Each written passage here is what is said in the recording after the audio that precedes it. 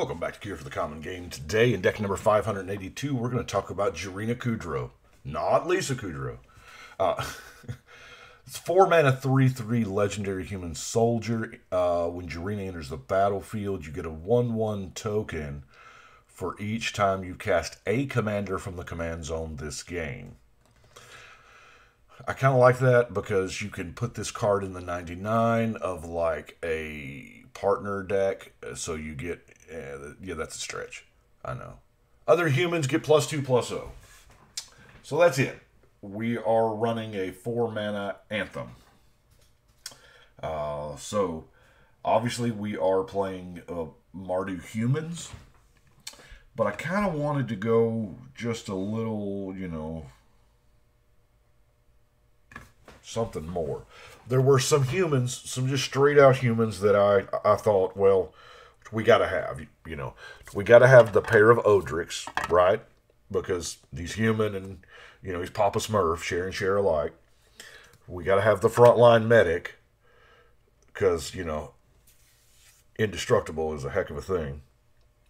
The general's enforcer, to protect her. Perimeter sergeant helps out the tribe.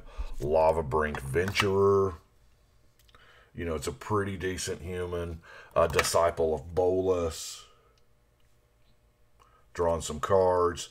Cairn Wanderer, just because a lot of stuff's gonna die and it's gonna grab all these abilities, right? So those were the creatures, the humans, if you will, that really I wanted in there first before I found my theme. And then I ran across Herald of Dromoka. Yeah, completely random, a common from, a long time ago. So I was like, warriors. You know what? It's been a while since I've made a warrior deck. And it's not real hard to get human warriors. So you find stuff like a Ration Foremost. Making a warrior double strike is kind of cool. The new species specialist. We got a ton of creatures that are going to die, right? At some point. Of course, Chief of the Edge, bumping up the power, and Chief of the Scale, bumping up the toughness. And then we have good old Kenny Rogers himself. Coward of the County. Now, what makes this really, really good, it's 7 mana, 5/5. We'll never have to use that 3 mana ability. Yes, it takes a lot of training. It takes a lot more work to make something a warrior. But it's fairly cheap to turn something into a coward. All you got to do is 5/5 giant at it, So, this way, as silly as it is, in a warrior deck, this guy's crazy good. So you want to see some warriors? Sure, why not? Okay, so we have Mardu Woe Reaper, Mardu Hateblade, gains Death Touch, Flame Rush Rider. We have Avenging Hunt Bonder. This is a new one. Put a double... Okay. Whenever this attacks, yes, it's a 5 mana 3/3. It's a human warrior, which fits our theme. But this is dumb, okay? When it attacks, you put a double strike counter on another target attacking creature. Now, in past years, we've gotten rares, and I think we've gotten rares that just, when this attacks, another creature gets double strike. This passes out that double strike permanently and can do a different creature every... Yeah, it's beautiful. Titan Hunter. If no creatures died this turn, yeah. Dragon Scale General. Let's bolster, because I figure we're going to be swinging, right? Enthralling Victor. Frontier Warmonger. Menace. Gaining Menace is kind of a big thing here. Whenever one or more creatures attack your opponents, those creatures gain Menace. Our Planeswalker Dad Angrath here also grants your creatures menace. Let's see. I have. Then we got the new Sonorous Howlbinder. Each creature you control with menace can be blocked except by 3 or more creatures. So it upgrades menace. That's right. The Mardu Horde Chief. Dutiful Attendant. And I'm always looking for places where I can actually play the Battle Bond partner with, you know. Not the crazy legends that we got, but just the regular everyday ones, you know. Impetuous Protege and Proud Mentor are both warriors. Sickle Dancer. Alicia's a warrior. Glory-bound Initiate. Garna, 5 mana is a lot to hold up. I get it. But when you're kind of over-committing to the board by just playing creature into a, multiplayer table, you might want to think about holding up the Garna.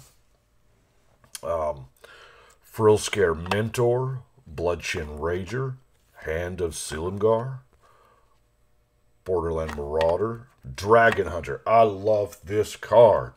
I mean, the original name for our format was called Elder Dragon Highlander, and then Mardu Shadow Spear. So we'll peel through. That's our creatures. That's a bunch. We'll peel through our mana ramp here. Of course, I have the Crystal, Commander Sphere, Mardu Banner, Boros Signet, Arcane Signet, Rakdos Signet, Bonder's Ornament, and Mana Echoes. Yeah, I know. Everybody's like, what are you doing putting Mana Echoes in, a warrior deck or a human deck? A lot of people use it for goblins or whatever. It's a great card. That's why it's in here. I mean, card draw. Tormenting Voice, Sign in Blood, and Painful Truce. I don't really know what to call Mardu Charm. I mean, it's fairly useful. It's got some utility.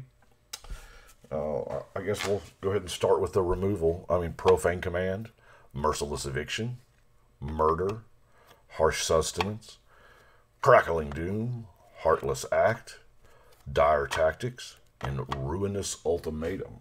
I got a couple of those foiled. It's pretty sweet. Oh yeah, I probably should have put Increasing Devotion way back there. Getting 5 for 5 is not amazing, but it is spread across 5 bodies, right?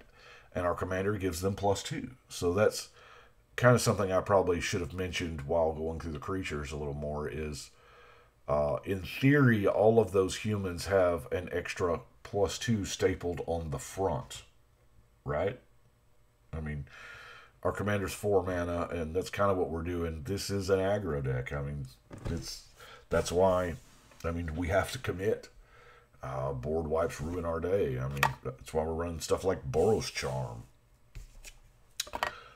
Molten Echoes. Vigilante Justice. Now, this is a big one. A human enters the battlefield under your control. 1 damage to any target. Now we have got our non-basic lands, which there is a bunch of.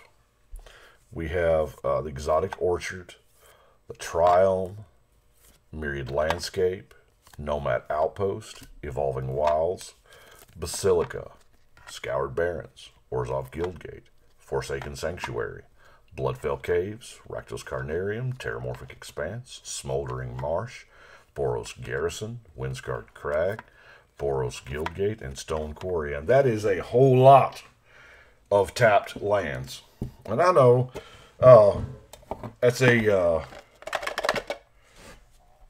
something I get quite a bit is the amount of tapped lands that I do in fact use. And of course, we all know the reason why. As many decks as I'm building it and going through, there's no way I can have fetches and shocks, in every single one of them. So, let's go put 582 on the wall, shall we? Kind of felt like I was building just another tribal deck at that point with humans.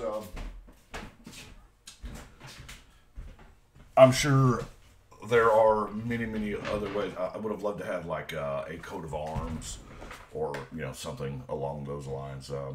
But it works. Anyway, I do appreciate y'all watching, and y'all. Thank you so much. Our days, our time is very.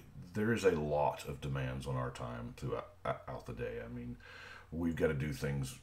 We've got to wait in line and pay taxes and mow yards and work. Wow, what's up with that? But I appreciate y'all taking time out of your day to come hear an old man ramble about magic. So, thank you very much. We'll see y'all next time. But right now, we're going to shuffle and cut.